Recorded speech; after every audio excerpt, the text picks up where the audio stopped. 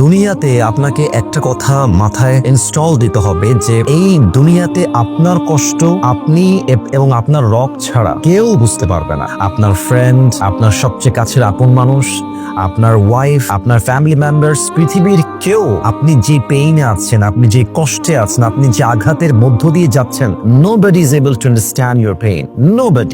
Nobody in this world. Even যখন কোনো মানুষ এটা ভাবে যে অমুক হয়তো আমার কষ্ট বুঝবে, হয়তো সেই মানুষটা আমার কষ্টকে হালকা কমাই দিবে, এই আশা বা এক্সপেকটেশন যেই রাখে তার কষ্টের লেভেলটা আরো বেড়ে যায়। অতএব যদি আপনি আপনার কষ্টকে হালকা করতে চান, মানুষ আপনার কষ্ট বুঝবে, অমুকে আপনার কষ্টে সাথী হবে, এই চিন্তা বাদ দিয়ে দেন। আপনার কষ্ট আপনি এবং আপনার আল্লাহ ছাড়া দুনিয়ার কেউ বুঝবে না, এটাকে কেউ ফিল করতে পারবে না। এটা যত বিশ্বাস করতে পারবেন দেখবেন আপনার জীবনে আপনি তত বেশি সুখী হবেন ইনশাআল্লাহ তাআলা।